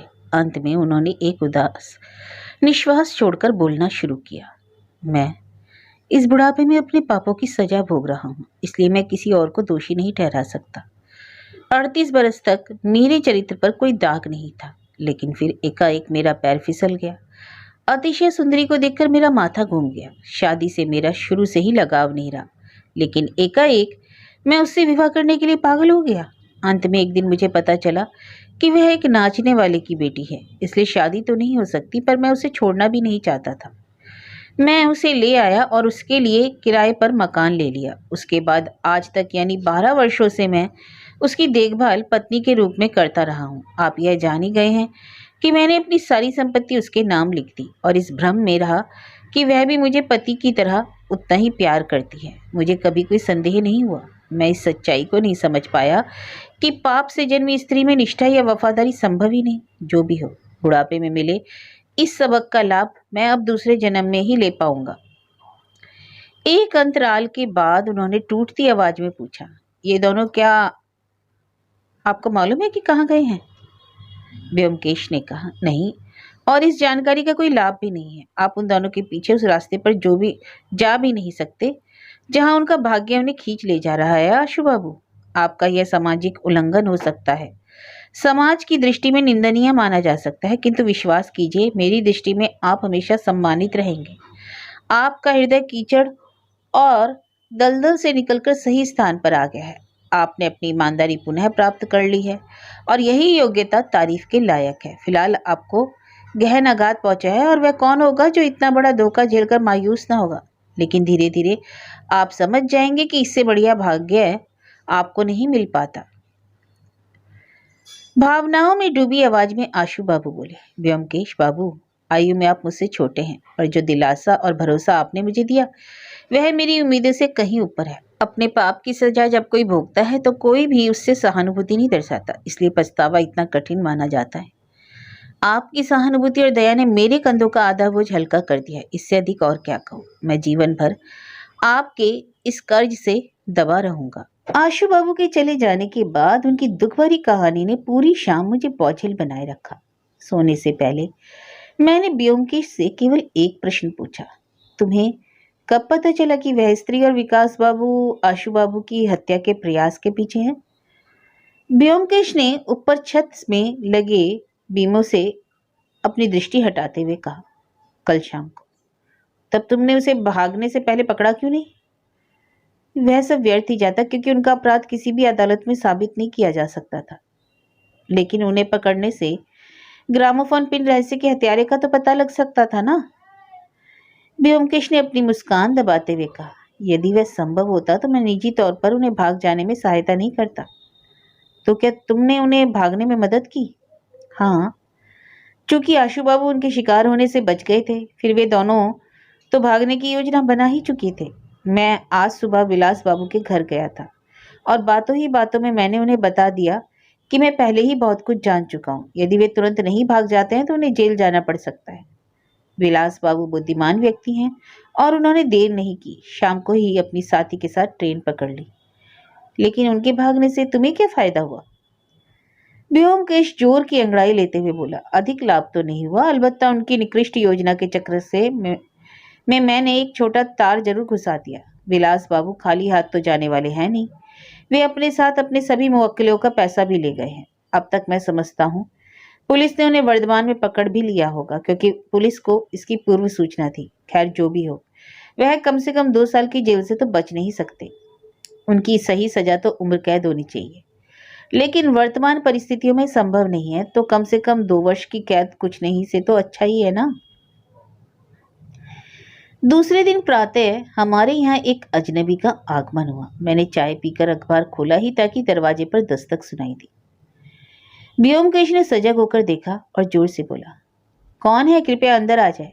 शालीन वस्त्रों में एक 30-32 साल के युवक ने प्रवेश किया। उसका चेहरा दाढ़ी मुंह से साफ था और जिस अंदाज से वह अंदर आया उससे लगता था कि वह एथलीट है। मुस्कुराते हुए उसने अभिवादन किया और बोला, आशा है सुबह सुबह आने से आपको कोई असुविधा नहीं होगी। मेरा नाम प्रफुल्ल राय है, मैं एक बीमा एजेंट हूँ। और कुर्सी पर बैठकर जोर से हंस दिया। कुछ लोग ऐसे होते हैं जो शांत रहने पर प्रियदर्शी लगते हैं, किंतु हंसते हुए उनका चेहरा विकृत हो जाता है। प्रफुल्ल राय उन्हीं लोगों में से एक था।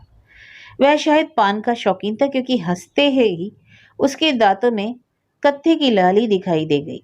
मैं यही सोच रहा था कि अच्छा खासा चेहरा कैसे इतना विकृत किया जा सकता है।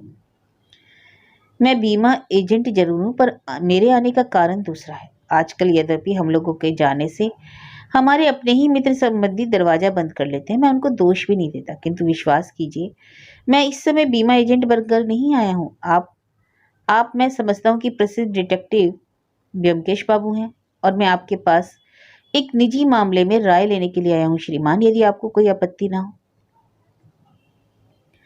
व्योमकेश के होठों पर एक उलझन की रेखा उभर आई। वह बोला, लेकिन परामर्श से पूर्व एडवांस वगैरह भी होता है जनाब।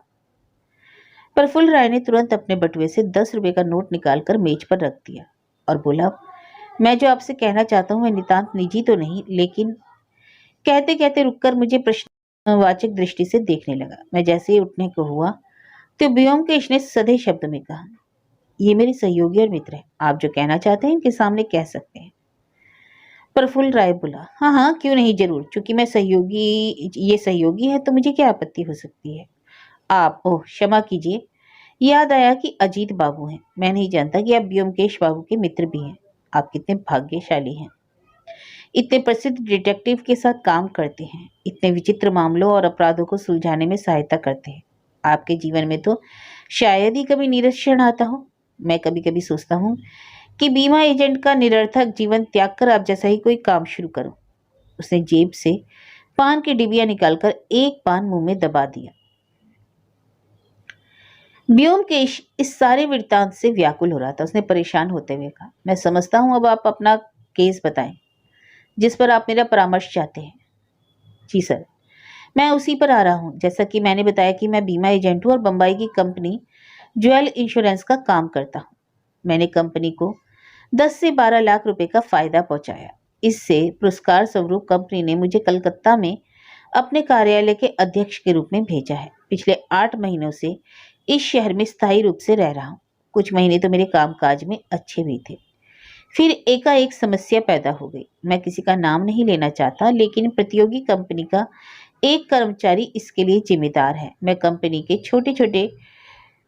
छोटे मोटे कमीशन के मामले नहीं देखता, मैं केवल बड़े कमीशन के अकाउंट देखता हूँ। अब हुआ यूं कि इस व्यक्ति ने मेरे बड़े ग्राहकों को चुराना शुरू कर दिया। जहां भी मैं जाता, उसके बाद वह व्यक्ति जाकर मेरी कंपनी के बारे में झूठी शिकायतें करके मेरे ग्राहकों को मेरे हाथों से छीन लेता और धीरे धीरे बड़े कमीशनों की बीमा पॉलिसी मेरे हाथों से जाने लगी। इस तरह 4-5 महीने और बीत गए। मुझे ऊपर से काम बढ़ाने के लिए दबाव आने लगा, लेकिन इस व्यक्ति से छुटकारे का कोई उपाय नहीं सूझा। यदि मैं कानून का सहारा लेकर उस पर मुकदमा करता तो मेरी कंपनी की छवि खराब होती, पर मुझे किसी भी तरह खून पीने वाली इस जोक को उखाड़ फेंकना है। कुछ महीने इसी उधेड़बुन में बीत गए। तो फिर चुपके से प्रफुल्ल राय ने अपने बटुए से 2 चिट निकाली और छोटी चिट को ब्योमकेश की ओर बढ़ाते हुए बोला, लगभग 2 सप्ताह पहले इस विज्ञापन ने मेरा ध्यान आकृष्ट किया। आपने शायद न देखा हो, और आप देखते भी क्यों, लेकिन सर, है तो एक छोटा सा वर्गीकृत विज्ञापन, पर इसे पढ़ते ही मैं खुशी से उछल पड़ा। क्या मेरा केस भी शरीर में कांटे जैसा ही है? मैंने सोचा देखूं मेरे शरीर का कांटा भी यदि निकल सके। मैं जिस परेशानी में फंसा हूं उसमें तो कोई मुझसे जादुई ताबीज पहनने को भी कहता तो मैं पहन लेता। मैंने गर्दन तिरछी करके देखा, वह उसी शरीर में कांटे का विज्ञापन की क्लिपिंग थी। प्रफुल्ल राय बोलता गया, क्या आपने पढ़ा है ना विचित्र? जो भी हो, निर्धारित दिन यानी पिछले सप्ताह शनिवार मैं गया। क्रिसमस ट्री की जगह तरह उस लैंप पोस्ट से टिककर खड़ा रहा। खड़े रहने में क्या दुर्गति हुई, खड़े खड़े मेरे पाँव सो गए, पर सब बेकार गया। कोई नहीं आया। अंत में निराश होकर जब मैं चलने लगा तो मुझे पता चला कि मेरी पॉकेट में एक पत्र है। उसने दूसरी चिट ब्योमकेश की ओर बढ़ाते हुए कहा, पढ़कर देख लीजिए, यह है वह पत्र। ब्योमकेश ने पत्र खोलकर पढ़ना शुरू किया। मैं उठकर ब्योमकेश के पीछे कंधों के पास खड़े होकर पढ़ने लगा। वह हूबहू ठीक वैसा ही पत्र था जो मुझे भी मिला था। अपवाद केवल एक ही था, इसमें मिलने की तिथि रविवार के स्थान पर सोमवार 11 मार्च थी। प्रफुल्ल राय ने हमें पत्र पढ़ने का समय दिया। उसके बाद अपनी बात जारी रखते हुए उसने कहा, पहले तो मुझे पता नहीं कि यह पत्र मेरी पॉकेट में कैसे पहुंचा, फिर इसको पढ़ने के बाद एक अनजाने भय से ग्रसित हो गया हूँ सर। मुझे रहस्यों में कोई दिलचस्पी नहीं, और इस पत्र में शुरू से अंत तक केवल रहस्य ही है। लगता है जैसे इसमें कोई अशुभ उद्देश्य छुपा हुआ है। अगर ऐसा नहीं है तो इतनी गोपनीयता क्यों? मैं नहीं जानता कि वह व्यक्ति कौन है, क्या है। मैंने उसे कभी ढूंढने की कोशिश भी नहीं की, और यह मुझसे चाहता है कि आधी रात को एक सुनसान सड़क पर चलूं। क्या यह भय का कारण नहीं है? आप ही बताइए, मैं गलत कह रहा हूं? उसने सीधे मुझे देखते हुए कहा। इससे पहले कि मैं कुछ कहता, ब्योमकेश बोला, तो कृपया अब आप यह बताएं कि किस लिए मेरा परामर्श चाहते हैं? कुछ उलझन में प्रफुल्ल राय बोला, यही तो पूछ रहा हूं। मैं इस पत्र के लेखक को नहीं जानता, लेकिन उसका मंतव्य भरोसेमंद नहीं लगता। इसे देखते हुए क्या मेरे लिए उचित होगा कि इस पत्र के उत्तर स्वरूप मैं वहां जाऊं? मैं पिछले 2 सप्ताह से सोचता रहा हूं, लेकिन कोई हल नहीं सूझा है। अब यदि मुझे करना ही है तो मेरे पास केवल 1 दिन का समय रह गया, इसलिए कोई रास्ता नहीं सूझने पर मैं आपके पास सहायता के लिए आया हूँ। ब्योमकेश एक क्षण सोचता रहा, फिर बोला, मुझे खेद है कि मैं आज आपकी सहायता नहीं कर पाऊंगा। क्यों ना आप दोनों चीटों को यहाँ छोड़ जाए, पहली फुर्सत में ही आपको हल बता दूंगा। प्रफुल्ल राय ने कहा, लेकिन कल मैं समय नहीं निकाल पाऊंगा, मुझे दफ्तर में कई काम करने हैं। क्या आज रात तक नहीं हो सकता? यदि मैं देर रात करीब 8-9 बजे तक आऊं, क्या यह संभव हो पाएगा? व्योमकेश ने अपना सिर हिलाते हुए कहा, नहीं, आज तो मैं व्यस्त हूँ, मुझे कुछ जरूरी काम करने हैं। यह सोचकर कि मैं आसामी हाथ से ना निकल जाए, व्योमकेश ने एक उड़ती दृष्टि प्रफुल्ल राय पर डाली और विषय बदलते हुए बोला, लेकिन आपको चिंता की आवश्यकता नहीं। यदि आप कल दोपहर बाद 4 बजे के लगभग भी आ सकते हैं तो काम हो जाएगा। ठीक है, तो यह तय रहा, मैं कल आता हूँ। उसने पान की डिबिया निकालकर 2 पान मुंह में दबा ली और बोला, लीजिए, आप पान खाते हैं या नहीं? कुछ ऐसी आदतें हैं जो आदमी छोड़ नहीं पाता। खाना छोड़ सकता हूँ लेकिन पान नहीं। तो फिर ठीक है, कल शाम को मिलता हूँ। नमस्कार। हमने उसे अभिवादन का उत्तर दिया। वह दरवाजे तक जाकर रुक गया, फिर मुड़कर बोला, यदि पुलिस को इसकी खबर दी जाए, मैं समझता हूँ कि पुलिस छानबीन करके उस आदमी के बारे में जरूर पता कर सकेगी। व्योमकेश एक क्रोध में आ गया। उसने आवेश में उत्तर दिया, यदि आप पुलिस के पास जाना ही चाहते हैं तो मेरे पास सहायता की अपेक्षा ना करें। मैंने पुलिस के साथ कभी काम नहीं किया है और ना ही करना चाहता हूँ। लीजिए अपने पैसे ले जाइए। उसने 10 रुपए के नोट की ओर संकेत किया जो मेज पर रखा था। अरे नहीं नहीं सर, मैं तो बस आपकी राय जानना चाहता था, लेकिन आप इतना विरोध कर रहे हैं तो ठीक है, मैं जाता हूँ। और प्रफुल्ल राय तेजी से बाहर निकल गया। उसके जाने के बाद व्योमकेश ने उस नोट को उठाया और अपने कमरे में जाकर उसने दरवाजा बंद कर लिया। मैं जानता था कि कभी कभी वह क्रोध से उद्वेलित हो जाता था, किंतु थोड़ी देर का एकांत उसे शांत कर देता था। इसलिए अपने मन में उठने वाले प्रश्नों के बावजूद मैंने अनपढ़े अखबार को उठाया और उसके पन्नों में डूब गया। कुछ ही देर बाद मैंने सुना कि व्योमकेश अपने कमरे में बोल रहा है, शायद टेलीफोन कर रहा था। मुझे वह अंग्रेजी वाक्य भी सुनाई दिए। टेलीफोन का वार्तालाप लगभग 1 घंटे तक चला। उसके बाद वह कमरे से निकला। वह अब सामान्य और प्रफुल्ल दिखाई दे रहा था। किससे बात कर रहे थे? मैंने पूछा। मेरे प्रश्न का उत्तर दिए बिना वह बोला, तुम्हें मालूम है कि कल जब तुम एस्प्लेनेड से लौट रहे थे तब तुम्हारा पीछा किया जा रहा था? नहीं तो? क्या सच में? मैंने चौंक कर पूछा। व्योमकेश ने कहा, जी हाँ, यह शक की बात नहीं है, लेकिन मुझे उस व्यक्ति के साहस पर अचंभा होता है। वह मनी मन हंसने लगा। मैं अंदाजा ही नहीं लगा पाया कि मेरा पीछा करने में साहस की बात क्या हो सकती है, किंतु कभी कभी व्योमकेश के वक्तव्य इतने चकराने वाले होते हैं कि उनका अर्थ ढूंढने की तमाम कोशिशें व्यर्थ हो जाती हैं। और मैं अब उसका उत्तर नहीं देना चाहता था, इसलिए समय को व्यर्थ न करके मैं नहाने चला गया। व्योमकेश ने पूरी दोपहर और शाम इधर उधर बैठकर काट दी, कोई काम नहीं किया। मैंने प्रफुल्ल राय के बारे में कुछ प्रश्न किए भी, लेकिन वह आंखें बंद करके बैठा रहा, जैसे उसने सुना ही ना हो। अंत में उसने आंखें खोलकर ऊपर देखा और उठ बैठा। प्रफुल्ल राय? ओह, वह व्यक्ति जो सुबह आया था? नहीं नहीं, अभी मैं उसके बारे में कुछ भी नहीं सोच पाया। रात को खाने के बाद हम लोग सिगरेट पी रहे थे। जैसे ही 10:30 बजे व्योमकेश कहते ही उछल पड़ा, जागो, उठो, वो सोने वालों, तैयार होने का समय आ गया, अन्यथा मिलन की घड़ी बीत जाएगी। तुम्हारा मतलब क्या है? मैंने आश्चर्य से पूछा। व्योमकेश बोला, चलो ना, हम लोगों को शरीर में कांटे के स्थल पर मिलन का सम्मान भी तो करना है, याद है ना? मैंने कुछ संशय में खड़े होकर कहा, मुझे माफ करो, इतनी रात गए मैं वहां अकेले नहीं जाना चाहता। तुम चाहो तो खुद चले जाओ। मैं तो जाऊंगा ही, लेकिन तुम्हें भी चलना चाहिए। लेकिन क्या जाना जरूरी है? यह जरूरत से ज्यादा दिलचस्पी शरीर में कांटे के मामले में क्यों?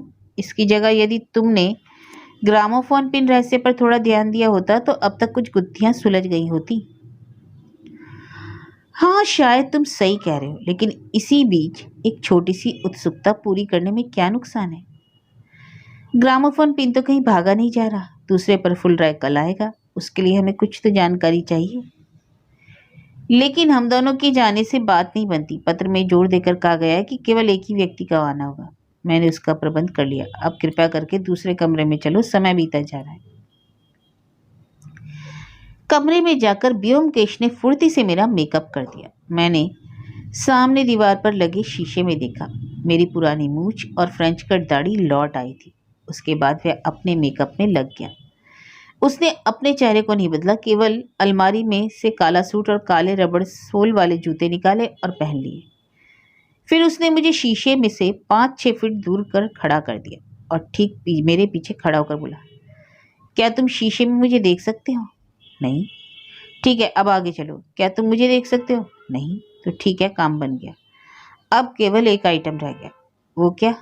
मैं जब व्योमकेश के कमरे में घुसा तो 2 अंडाकार चीनी मिट्टी की प्लेटें मेज पर रखी दिखाई दी, ठीक वैसी जिनमें रेस्तरां में मटन चाप परोसा जाता है। उसने एक प्लेट को मेरे सीने पर रखकर एक चौड़े कपड़े से कसकर बांध दिया और बोला, ध्यान रखना, यह फिसलनी नहीं चाहिए। अब इसके बाद तुम कोट पहनकर बटन लगा लोगे तो कुछ भी दिखाई नहीं देगा। मैंने अचकचाते हुए पूछा, अरे यह सब क्या है? व्योमकेश हंसते हुए बोला, अरे भाई, हमें भी शस्त्रों से सुसज्जित होना है ना, मैं भी एक प्लेट लगा रहा हूँ। ब्योमकेश ने दूसरी प्लेट अपनी बास्केट के अंदर लगाई और सारे बटन बंद कर लिए।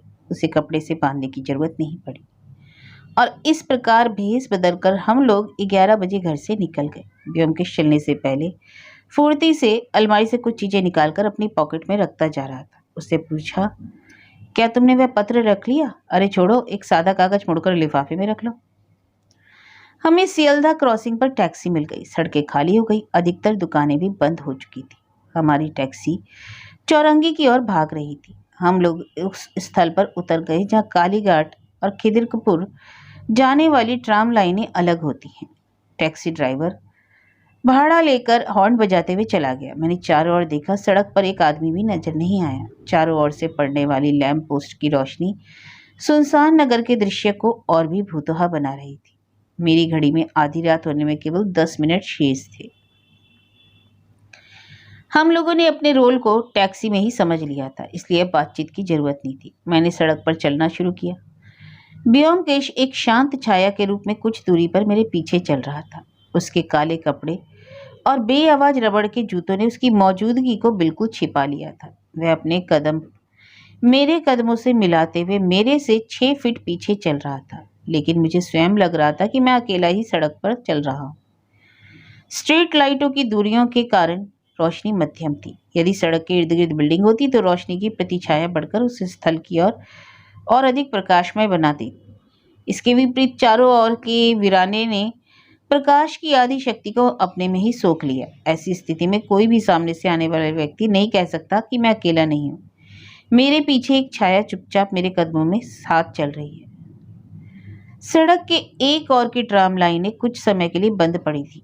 दूसरी ओर रेस कोर्स पर लगा सफेद रेलिंग सीधे चला जा रहा था। मैंने सड़क के बीच में चलना शुरू कर दिया। कुछ दूरी पर कहीं घड़ी में 12 बजने के घंटे बजने लगे। जैसे ही घंटों की आवाज बंद हुई, ब्योमकेश ने पीछे से दबे स्वर में कहा, अब लिफाफे को हाथ में पकड़ लो।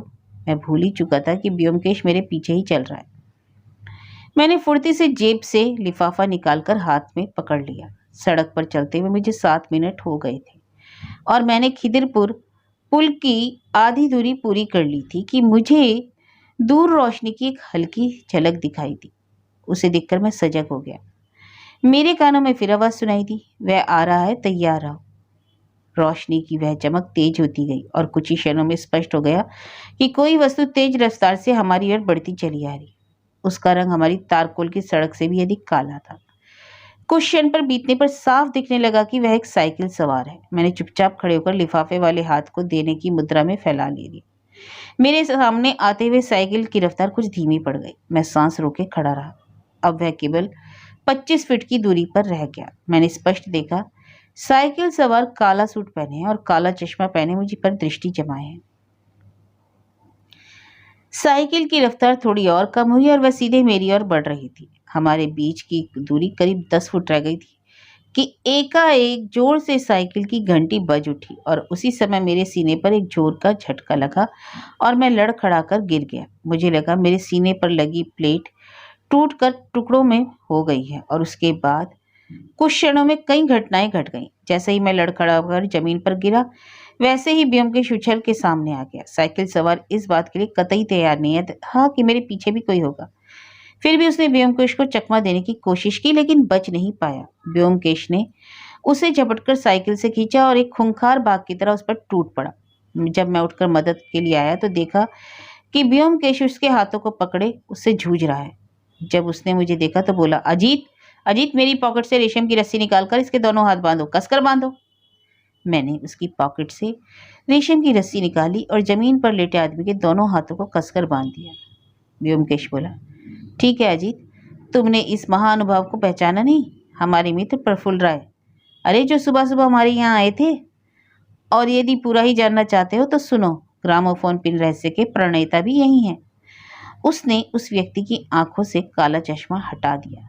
इन शब्दों को सुनकर मेरा क्या हाल हुआ वर्णन नहीं कर सकता। लेकिन प्रफुल्ल राय एक विशेली हंसी के बाद बोला, व्योमकेश बाबू, आप मेरी छाती पर से अब तो हट सकते हैं, मैं अब नहीं भाग सकूंगा। व्योमकेश ने कहा, अजीत, इसकी दोनों पॉकेट की ठीक से तलाशी लो, उनमें कोई हथियार ना हो। उसकी एक पॉकेट में ऑपेरा की ऐनक थी और दूसरे में पान की डिबिया। मैंने डिबिया को खोल कर देखा, उसमें 4 पान रखे हुए थे। व्योमकेश ने जैसे ही उस पर अपनी पकड़ छोड़ी तो वह उठा और बैठे ही बैठे व्योमकेश को एक टक देखता रहा। फिर धीमी आवाज में बोला, व्योमकेश बाबू, तुमने बाजी मार ली, क्योंकि मैं तुम्हारी तीव्र बुद्धि का सही अनुमान नहीं लगा पाया और कि यह तुम भी भाग गए। दुश्मन की शक्ति को कभी कम नहीं आंकना चाहिए। यह सबक सीखने में मुझे कुछ विलंब हो गया। इसका लाभ उठाने का समय नहीं रहा। उसके चेहरे पर एक हारी हुई मुस्कान तैर गई। व्योमकेश ने अपनी जेब से पुलिस की सीटी निकाली और जोर जोर से बजाया। अजीत, साइकिल को उठाकर एक और कर दो और जरा सावधानी से। साइकिल की घंटी को हाथ ना लगाना, वह खतरनाक है। प्रफुल्ल हंसा। देख रहा हूं तुम तो सभी कुछ जानते हो। गजब की बुद्धि है। मुझे तुम्हारी बुद्धि से ही डर था, इसलिए मैंने आज यह जाल बिछाया था। मैंने सोचा था कि तुम अकेले आओगे और हमारा मिलन निजी होगा, लेकिन तुमने सभी जगह मुझे मात दे दी। मैं अब तक अपने आप को अभिनय का सरताज समझता था, लेकिन तुम तो मुझसे भी ऊंचे कलाकार निकले। आज सुबह ही तुमने मुझे बेनकाब करके मेरा दिमाग खाली कर दिया और मैं उल्टे तुम्हारे जाल में फंस गया। मेरा गला सूख रहा है, क्या मुझे पानी मिलेगा? व्योमकेश ने कहा, पानी यहाँ कहीं नहीं मिलेगा, पुलिस स्टेशन में ही पी सकोगे। प्रफुल्ल राय ने थकी हुई मुस्कान के साथ कहा, सच में कितना बेवकूफ हूँ, यहाँ पानी कहाँ मिलेगा? कुछ देर रुका और पान की डिबिया को लालच भरी निगाहों से देखकर बोला, क्या मैं एक पान खा सकता हूँ? मैं जानता हूँ कि पकड़े गए अपराधी को कौन पान खिलाएगा, लेकिन इससे कम से कम मेरी प्यास तो बुझ जाएगी। व्योमकेश ने एक बार मुझे देखा, फिर डिबिया से 2 पान निकालकर उसके मुंह में रख दिए। पान चबाते हुए प्रफुल्ल राय बोला, धन्यवाद, तुम चाहो तो शेष 2 पान खा सकते हो। व्योमकेश ने उसकी बात का कोई जवाब नहीं दिया, क्योंकि वह व्यग्रता से चारों ओर देखकर पुलिस का इंतजार कर रहा था। थोड़ी दूर से मोटरसाइकिल की आवाज सुनाई। प्रफुल्ल राय बोला, अब तो पुलिस भी आने को है, इसलिए अब तो मुझे जाने ही ना दोगे तुम? मैं तुम्हें कैसे जाने दे सकता हूँ? प्रफुल्ल राय एक बार पागलों की तरह हंसकर बोला, तो तुमने मुझे पुलिस को सौंपने का निर्णय कर ही लिया, और नहीं तो क्या? व्योमकेश बाबू, तुम शायद भूल गए कि एक तीव्र बुद्धि का व्यक्ति भी भूल कर सकता है। तो मुझे पुलिस को सौंप नहीं पाओगे। वह लड़खड़ाकर जमीन पर गिर पड़ा। इतने में मोटरसाइकिल भड़बड़ाते हुए आकर रुक गई। पुलिस की वर्दी में एक अफसर कूद कर आ गया। उसने पूछा, क्या हुआ, मर गया? प्रफुल्ल राय ने बड़ी मुश्किल से आंखें खोली और बोला, वाह क्या बात है, आप शायद पुलिस चीफ है, लेकिन सर आने में देर कर दी, मुझे पकड़ नहीं पाएंगे। व्योमकेश बाबू, अच्छा होता कि आप भी पान खा लेते, हमारी यात्रा साथ साथ होती। आपने अपने पीछे आप जैसा बुद्धिमान व्यक्ति को छोड़ जाऊं, यह मेरे बर्दाश्त के बाहर है। हंसने की नाकाम कोशिश के बाद प्रफुल्ल राय ने आंखें बंद कर ली और चेहरा निष्प्राण हो गया। इसी बीच एक ट्रक लोड पुलिस दल पहुंचा। स्वयं कमिश्नर हथकड़ी लेकर आगे बढ़ा। तब तक व्योमकेश मृत व्यक्ति की जांच करके उठ खड़ा हुआ बोला, हथकड़ी की जरूरत नहीं, अपराधी फरार हो गए। दूसरे दिन व्योमकेश और मैं अपने ड्राइंग रूम में बैठे थे। खिड़की से आती ताजा हवा और प्रकाश से कमरे के वातावरण में एक ताजगी थी। व्योमकेश के हाथों में साइकिल की घंटी थी, जिसे वह मनोयोग से देख रहा था। मेज पर एक खुला लिफाफा पड़ा था। व्योमकेश घंटी के कवर को खोलकर उसके यंत्रों का मुआयना कर रहा था। उसके बाद वह बोला, कमाल का दिमाग था, कोई कल्पना भी नहीं कर सकता इतना लाजवाब यंत्र कोई आविष्कार कर पाएगा। यह स्प्रिंग, इसे देख रहे हो ना, कितना शक्तिशाली पावर, यही असली यंत्र है। कितना छोटा और उतना ही खतरनाक और जानलेवा। और यह देखो, यह छोटा सा छेद, यही बंदूक का काम करता है। और यह है घंटी बजाने का ट्रिगर। यह 2 काम करता है,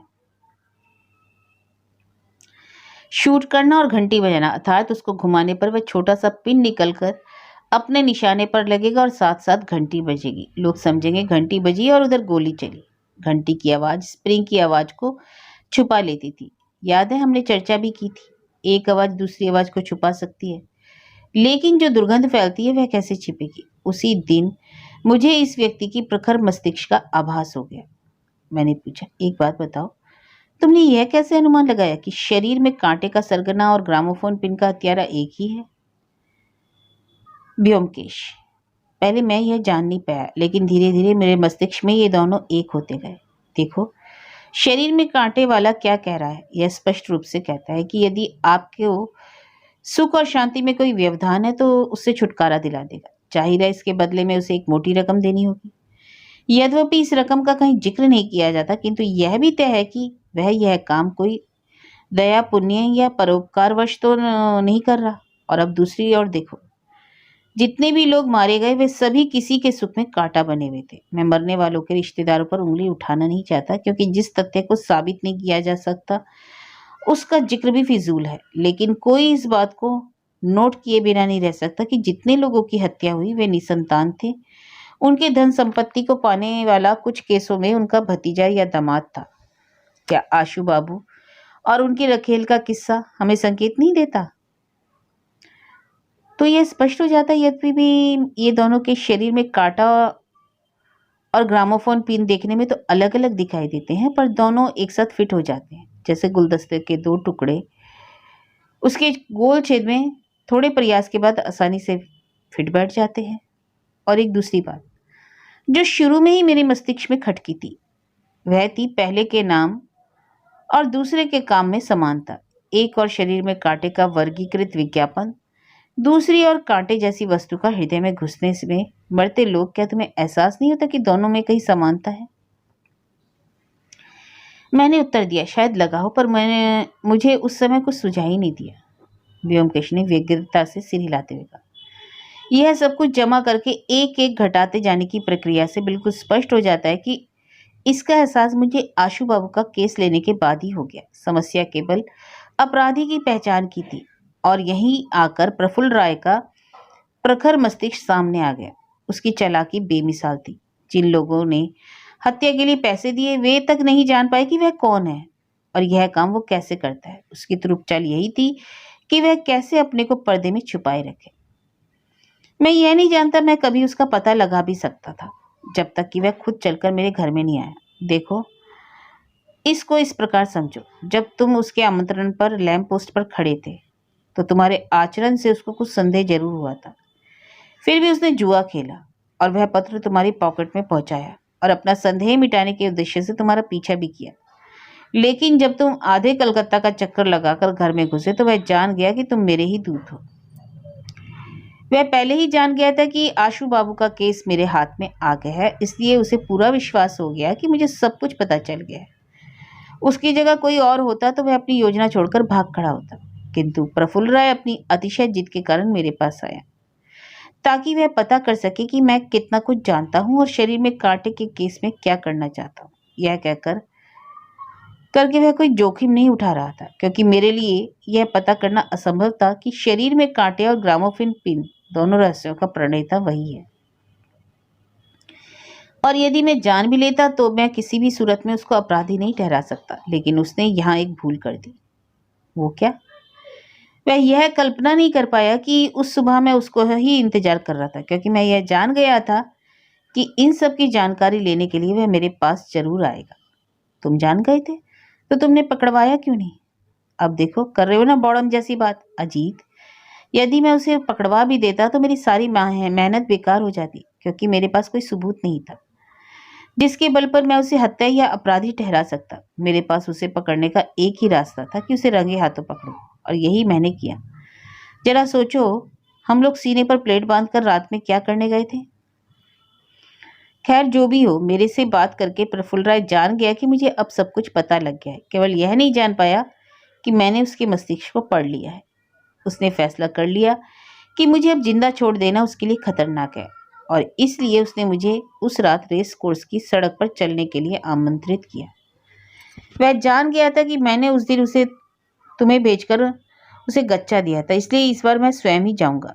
तो भी मैं एक बात को लेकर उसके मन में अब भी संशय था कि मैं अपने साथ पुलिस ले जाऊं, इसलिए जाते समय उसने पुलिस का जिक्र किया। पर जब उसने देखा कि पुलिस की बात को लेकर मैं क्रोधित हो गया, बड़े इत्मीनान हो गया उसे कि पुलिस नहीं आएगी, और मन ही मन मुझे मृत उसने मान लिया।